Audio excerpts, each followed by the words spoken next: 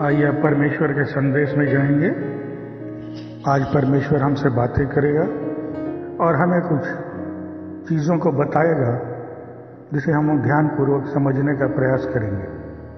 और आज का विषय होगा कि हमारे प्रार्थना का उत्तर नहीं मिलता, इसका क्या कारण है, क्यों हमारी प्रार्थना नहीं सुनी जाती। क्योंकि बहुत लोगों से मैंने सुना है कि उनकी प्रार्थना का उत्तर नहीं मिल रहा बहुत दिनों से, या उनकी प्रार्थना नहीं स्वीकार की जा रही बहुत दिनों से। परमेश्वर आज बताएगा कि हमें कहाँ सुधार की जरूरत है, कहाँ पर हम क्या करें कि हमारी प्रार्थना परमेश्वर तक पहुँचे, उसका उत्तर हमें मिले। उसके लिए पहला वचन हम पढ़ेंगे याकूब की पुस्तक के पहले अध्याय के 6 और 7वें वचन में, जहां पर वचन कहता है, पर विश्वास से मांगें और कुछ संदेह न करें, क्योंकि संदेह करने वाला समुद्र की लहर के समान है जो हवा से बहती और उछलती है। 7वें में कहता है, ऐसा मनुष्य यह न समझे कि मुझे प्रभु से कुछ मिलेगा। यहाँ पर वचन ये समझाता है कि जब आप परमेश्वर से कुछ मांगते हैं, कोई प्रार्थना करते हैं, किसी चीज़ का उत्तर मांगते हैं, तो आप पूरे विश्वास में भरे होने चाहिए। ये नहीं कि आप पहले ही आपको संदेह है कि परमेश्वर इसका उत्तर देगा नहीं देगा, मेरी प्रार्थना परमेश्वर तक पहुंचेगी नहीं पहुंचेगी, वो इसे स्वीकार करेगा नहीं करेगा। आपका ये काम नहीं है। आप पूरे विश्वास में भरकर परमेश्वर के सामने अपनी बातों को रखें। वही ये कहता है कि आप समुद्र के समान की लहर के समान न बने कि जब हवा आई तो उछल कर इधर, जब हवा आई उछल कर इधर। आपको विश्वास के साथ साथ स्थिरता भी आपके अंदर होनी चाहिए। आप विश्वास में भरे हों, स्थिर हों। और आगे 7वें में वो सीधा वचन कहता है कि ऐसा मनुष्य न समझे कि मुझे प्रभु से कुछ मिलेगा। अगर आप स्थिर नहीं, आप विश्वास से भरे नहीं, आप संदेह से घिरे हुए हैं, तो आपको परमेश्वर से कुछ भी प्राप्त नहीं होगा। और यही कारण है कि हम कभी कभी संदेह करते हैं और कुछ प्राप्त नहीं कर पाते। हमारे प्रश्नों का उत्तर, हमारी प्रार्थनाओं का उत्तर हम तक नहीं पहुंचता। इसलिए परमेश्वर आज समझा रहा है अपने विश्वासियों को कि आप स्थिर रहें और विश्वास में भर कर मांगें, संदेह मन से निकाल दें, और तब आपकी प्रार्थना का उत्तर निश्चित मिल जाएगा। दूसरा कारण है, क्योंकि जो याकूब की पुस्तक से ही हम देखेंगे अध्याय 4, उसका 4था अध्याय 3रा वचन क्या कहता है, तुम मांगते तो हो और पाते नहीं, इसलिए कि बुरी इच्छा से मांगते हो ताकि अपने भोग विलास में उड़ा दो। कह रहा है, और दूसरा कारण क्या है कि आप मांगते तो हैं पर पाते इसलिए नहीं क्योंकि आप बुरी इच्छा से मांगते हैं। परमेश्वर स्थिरता और विश्वास तो चाहता ही है, साथ साथ आपकी नीयत को भी देखता है कि आप ये चीज किस नीयत से, किस मकसद से मांग रहे हैं, किस मकसद से आपकी प्रार्थना है, किस नीयत से आप परमेश्वर से कुछ मांग रहे हैं। और जब परमेश्वर, जैसा कि आप जानते हैं कि वो हृदय को जांचने वाला परमेश्वर है, और जब वो पाता है कि ये हमसे मांग रहा है, इसके पीछे इसकी नीयत, इसकी मंशा, इसका मकसद सही नहीं है, तो हम उन चीजों को प्राप्त नहीं करते। परमेश्वर वो चीज हमें नहीं देता क्योंकि वो जानता है कि हमारी नीयत साफ नहीं है। हम मांग रहे हैं उसे अपने भोग विलास में उड़ा देने के लिए। हम किसी की मदद या किसी आवश्यकता के चलते नहीं, बल्कि एक गलत नियति से और गलत मकसद से मांग रहे हैं, और उस दशा में परमेश्वर से हम प्राप्त नहीं करते कुछ भी, चाहे प्रार्थना हो, कुछ भी हो। इसीलिए परमेश्वर कहता है गलत प्रार्थना मत करो। प्रार्थना का विषय बड़ा ही जटिल है, इसे समझना होगा प्रत्येक विश्वासी को, और तब आप जब प्रार्थना करेंगे तो निश्चित सुनी जाएगी। लेकिन अगर हम विश्वास से नहीं भरे हैं, हमारे अंदर संदेह है, हम स्थिर नहीं, इधर उधर उछलने वालों में हैं, हम जो मांगते हैं उसमें हमारी बुरी इच्छा है, कोई भलाई किसी के लिए या किसी जरूरत के लिए वो नहीं है, तो परमेश्वर से हम ऐसी दशा में ही कुछ पाते नहीं हैं।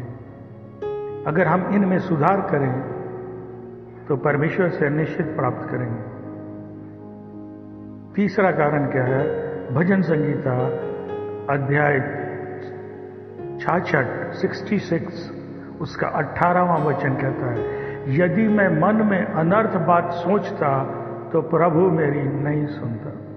कह रहा है जब आप मन में ही अंदर अनर्थ बात, जिसका कोई मतलब नहीं है, कोई अर्थ नहीं है, बेकार की बातें हैं, वही सोचते रहते हैं, आपके अंदर बेकार की चीजें भरी पड़ी है, नकारात्मक चीजें भरी पड़ी है, कहता है प्रभु ऐसी दशा में नहीं सुनता, क्योंकि वो देखता है कि तू तो पहले से ही निराशा में भरा पड़ा है, तेरे मन में इतनी अनर्थ बातें उठ रही हैं, तू कभी सकारात्मक होकर मेरे सामने आता ही नहीं। और ऐसी दशा में फिर कहता है कि परमेश्वर मेरी नहीं सुनता है, क्योंकि हम अनर्थ बातों में भरे पड़े हैं, जिसका कोई मतलब नहीं विश्वासी के जीवन में, फिर भी हम उसमें भरे पड़े हैं, तो परमेश्वर हमारी नहीं सुनेगा। और ये तीसरा कारण है जब हमारी बातें परमेश्वर नहीं सुनता और हम परमेश्वर से नहीं प्राप्त करते। इसलिए हमें इनमें भी सुधारना है। क्या जरूरत है मन में अनर्थ बातें? अरे आपका परमेश्वर सर्वसामर्थी है, आप जानते हैं कि वो सब कुछ कर सकता है, आप दोहराते हैं कि मेरा परमेश्वर सब कुछ कर सकता है, फिर अनर्थ बातें क्यों आपके मन में उठती है, जबकि आप एक ऐसे परमेश्वर के विश्वासी हैं जिसने पूरी सृष्टि को बना डाला, और उसके विश्वासी होकर अगर आप बेकार की बातों में उलझे पड़े हैं, आपका मन बेकार बातों में भरा पड़ा है, तो फिर आप कैसे प्राप्त करेंगे? इसलिए उसको भी सुधारना है। उसका चौथा कारण क्या है? ईशाइया की पुस्तक अध्याय 59 उसका दूसरा वचन कहता है, परंतु तुम्हारे अधर्म के कामों ने तुमको तुम्हारे परमेश्वर से अलग कर दिया है, और तुम्हारे पापों के कारण उसका मुंह तुमसे ऐसा छिपा है कि वह नहीं सुनता। क्या कहता है परमेश्वर का वचन यहां पर? तुम्हारे अधर्म के कामों ने तुमको तुम्हारे परमेश्वर से अलग कर दिया है, और तुम्हारे पापों के कारण उसका मुंह तुमसे ऐसा छिप गया है कि वह नहीं सुनता। आप जब अधर्म के काम करते हैं, परमेश्वर आपसे अलग हो जाता है, और जब परमेश्वर अलग हो जाता है आपसे, तो फिर वो कहां सुनेगा आपकी? क्योंकि आगे वचन कहता है कि पापों के कारण, तुम्हारे पापों के कारण उसका मुंह ऐसा छिप गया है, उसने ऐसा अपना मुंह आपसे फेर लिया है, छुपा लिया है कि वो आपकी नहीं सुनता। वो सुनता ही नहीं है।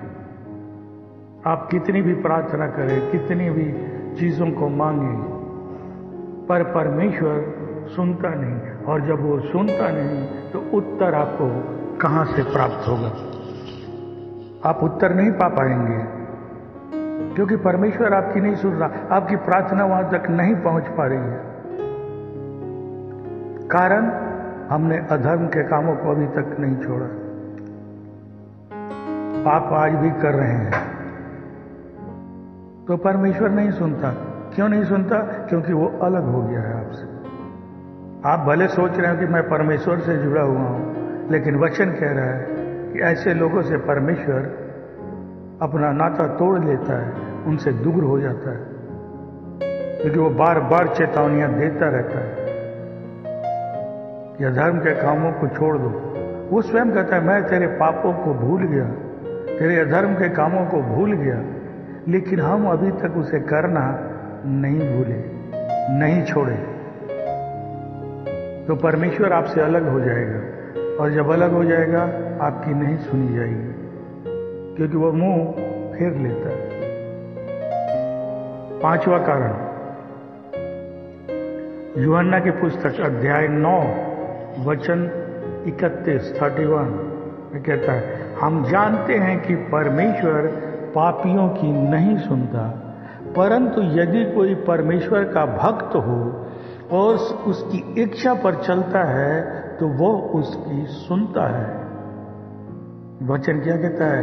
हम जानते हैं, प्रत्येक विश्वासी जानते हैं कि परमेश्वर पापियों की नहीं सुनता। अगर हमारा जीवन पाप में है, परमेश्वर हमारी नहीं सुनेगा। साथ में क्या कहता है? यदि कोई परमेश्वर का भक्त है और उसकी इच्छा पर चलता है तो उसकी सुनता है, उसकी परमेश्वर सुनता है। अगर आप चाहते हैं कि परमेश्वर हमारी भी सुने, आपकी भी सुने, तो हम लोगों को क्या करना होगा? उसका पहले भक्त होना होगा और उसकी इच्छा पर चलना होगा। और जब आप ऐसा करेंगे तो परमेश्वर आपकी सुनेगा, क्योंकि वचन में वो कहता है, उसकी मैं सुनता हूं। किसकी? जो मेरे भक्त हैं, जो मुझ पर विश्वास करते हैं, जो मेरे में स्थिर हैं, वही तो मेरे भक्त हैं और अपना जीवन मेरी इच्छा पर चलाते हैं, अपनी इच्छा से नहीं चलते। और ऐसे लोगों की मैं निश्चित सुनता हूं और परमेश्वर सुनेगा और आपका उत्तर भी आप तक पहुंचेगा। लेकिन हम चलती अपने मर्जी से हैं, परमेश्वर की इच्छा को न समझने की कोशिश करते हैं, समझ भी गए तो उस पर चलने की कोशिश नहीं करते, और फिर चाहते हैं कि परमेश्वर हमें उत्तर क्यों नहीं दे रहा। वो कह रहा मैं नहीं सुनता भाई, जब सुनूंगा ही नहीं उत्तर कहां से दूंगा? लेकिन सुनूंगा किसकी? जो मेरी इच्छा पर चलते हैं, जो मेरे भक्त हैं। ये नहीं कि आज इसके भक्त कल उसके भक्त बन गए, समय अंक के अनुसार या अपनी कुछ इच्छा पूर्ति के लिए कभी इधर कभी उधर। ऐसे नहीं हो। कह रहे जो मेरे भक्त हैं, जो मुझ पर स्थिर हैं, जिनका अटूट विश्वास मेरे ऊपर है, वो ही मेरे भक्त हैं, असली भक्त हैं, और उनकी मैं सुनता हूं। आगे कहता है, एक कारण और देखेंगे, नीति वचन अध्याय 28 वचन 9, जो अपना कान व्यवस्था सुनने से फेर लेता है उसकी प्रार्थना घृणित ठहरती है। क्या कहता है वचन? जो अपना कान व्यवस्था सुनने से फेर लेता है। हम परमेश्वर की व्यवस्था, उसके सुसमाचार, उसके वचन, उसकी आज्ञा को सुनना नहीं पसंद करते। जब कभी होगा, कोई बताएगा तो हम ध्यान हमारा कहीं और होगा, हम उसे सुनना नहीं चाहते। कहता है ऐसे लोगों की प्रार्थना घृणित ठहरती है। घृणित प्रार्थना का क्या मतलब है? परमेश्वर तक नहीं पहुंचेगी, क्योंकि परमेश्वर कहता है ऐसे लोगों की प्रार्थना घृणित है, घृणा करता हूं। और जिस चीज से परमेश्वर घृणा करता है उसे स्वीकार नहीं करता। उसी तरह हमारी प्रार्थना है जो परमेश्वर नहीं सुनता। क्योंकि हम उसकी व्यवस्था से दूर भागते हैं, अपना जीवन नहीं चलाना चाहते, सुनना तक नहीं चाहते। नीति वचन तो यही कहता है, जो अपना कान व्यवस्था सुनने से फेर लेते। हमें सुनना भी बर्दाश्त नहीं है और परमेश्वर से उत्तर चाहते हैं। मेरे भाई मेरे बहन, नहीं मिल पाएगा। उसकी व्यवस्था को सुनने और उस पर चलने वाले बने, दृढ़ रहें उस पर। आपको करना क्या है? विश्वास में भरना है, स्थिर रहना है, किसी गलत इच्छा से कुछ नहीं मांगना। कोई प्रार्थना गलत इच्छा से ना हो। अनर्थ बातें सोचते हुए, मन में भरे हुए नहीं मांगना।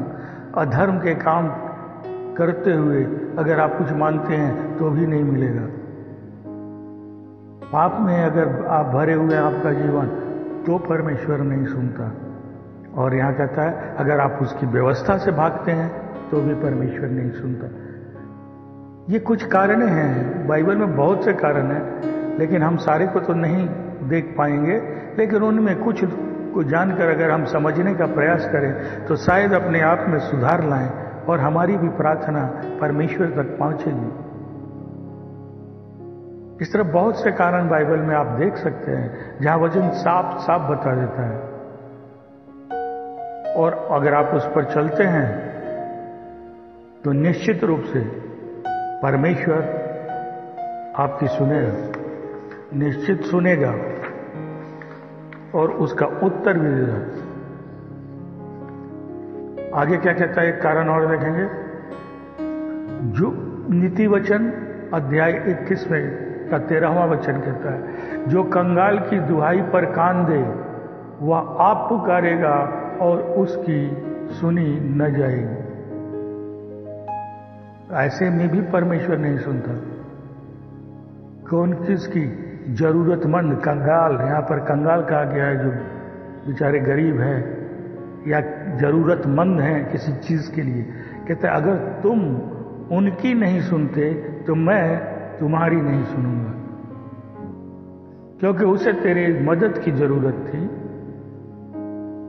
तुम मदद कर सकते थे, लेकिन तुमने उसे सुनना पसंद नहीं किया। कंगाल की दुहाई पर कान न दे, वह आप पुकारेगा, वो कहेगा, और फिर एक दिन तुम मुझे पुकारोगे और तुम्हारी मैं नहीं सुनूंगा और उसकी सुनी न जाएगी। कह रहा मैं भी नहीं सुनूंगा, क्योंकि उस दिन जरूरतमंद के साथ तूने मुंह फेर लिया था, आज मैं मुंह फेर लूंगा। इसलिए हमें सब कुछ ध्यान में रखना है कि परमेश्वर हमसे क्या चाहता है। हम चाहते हैं परमेश्वर सिर्फ हमारी से सुने, लेकिन हमें ऐसा नहीं करना। अगर हम चाहते हैं हमारी प्रार्थना परमेश्वर तक पहुंचे तो हमें परमेश्वर के वचन के अनुसार अपने आप को बनाना होगा, वैसे अपने जीवन को ढालना होगा। एक वचन और देखते हैं, अय्यूब की पुस्तक अध्याय 35 उसका 12 और 13 वचन देखेंगे। वो दुहाई देते हैं परंतु कोई उत्तर नहीं देता, यह बुरे लोगों के घमंड के कारण होता है। परमेश्वर कहता है वो दुहाई देते हैं, उत्तर नहीं मिलता उन्हें। क्यों? क्योंकि वो क्या है? घमंड से भरे पड़े। घमंड और अहंकार बहुत खराब चीज है, परमेश्वर इसे स्वीकार नहीं करता। आप घमंड में भरकर, अहंकार में भरकर परमेश्वर से पुकार रहे हैं, उसकी दुआई दे रहे हैं, वो नहीं सुनता। कहता कोई उत्तर नहीं देता, क्योंकि आप अहंकार में हैं।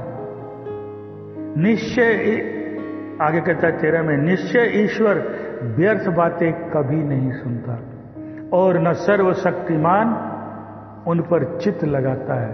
क्या कह रहा है? परमेश्वर व्यर्थ की बातें नहीं सुनता। अहंकार और घमंड में हम व्यर्थ की बातें करते हैं। अहंकारी व्यक्ति कभी कोई सही बात नहीं करेगा, वो जब भी अहंकार में भरेगा व्यर्थ बातें करेगा। कहता है परमेश्वर व्यर्थ की बातें कभी नहीं सुनता और न सर्वशक्तिमान उस पर चित्त लगाता है। चित्त लगाना मतलब ध्यान देना, मन लगाना। तब व्यर्थ की बातों पर वो तो मन ही नहीं लगाता मेरा सर्वशक्तिमान परमेश्वर, तो सुनेगा कहां? कहां से पाएंगे आप उसका उत्तर? क्योंकि आप व्यर्थ की बात कर रहे हो, अहंकार में भरे पड़े हो, वो उस पर ध्यान ही नहीं दे रहा। हम प्रतीक्षा करते हैं उत्तर क्यों नहीं मिलता, उत्तर क्यों नहीं मिलता जीवन में। कई बार लोगों को कहते, मैंने सुना है विश्वासियों को कि पता नहीं क्यों उत्तर नहीं मिल रहा। पता नहीं की बात नहीं है, बाइबल ने साफ साफ वचन के द्वारा बता दिया है कि अगर ऐसे ऐसे कामों में तुम घिरे हुए हो तो तुम्हारी प्रार्थना परमेश्वर तक नहीं पहुंचती, और जब नहीं पहुंचती या वो नहीं सुनता तो उत्तर पाने का कोई मतलब ही नहीं है। उत्तर मिलेगा कहां से जब हमारी चीजें परमेश्वर तक पहुंची ही नहीं, उसने ध्यान ही नहीं दिया। बहुत अच्छा लगा आखिरी वचन जो हमने पढ़ा कि सर्वशक्तिमान उस पर चित्त ही नहीं लगाता, वो ध्यान ही नहीं देता, तो फिर आपको उत्तर कहां से मिलेगा।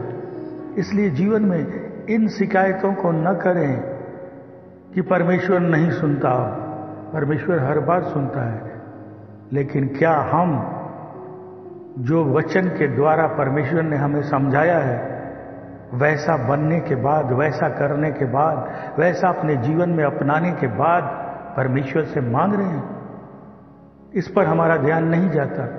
एक बार उस पर गौर करके सब लोग देखिए कि अगर वैसी दशा में आप मांगते हैं, परमेश्वर निश्चित आपकी सुनेगा और आप प्राप्त करेंगे अपने प्रश्नों के उत्तर को, अपनी दुविधाओं को दूर करेगा। आपकी दुविधाओं को परमेश्वर आपके संदेह को हटाएगा। लेकिन आप पहले ही संदेह में भरे हुए हैं, तो कहां से होगा? परमेश्वर फिर नहीं सुनेगा। वो कहता है ऐसे लोग ना उम्मीद रखें कि वो मुझसे कुछ पाएंगे, क्योंकि वो तो हवा के झोंकों के लहर के समान है, जो हवा के झोंकों में इधर उधर उछल रहे। इसलिए मेरे भाई मेरे बहन, आप अपने अंदर विश्वास से भरिए, स्थिरता को लाइए, किसी बुरी इच्छा से कुछ नहीं मांगिए, अहंकार में भरकर मत मांगिए, अनर्थ बातें मत सोचिए, मन में कभी पाप को जन्म न लेने दें, अधर्म के कामों से अपने आप को दूर करें और देखिए परमेश्वर आपके निश्चित सुनेगा।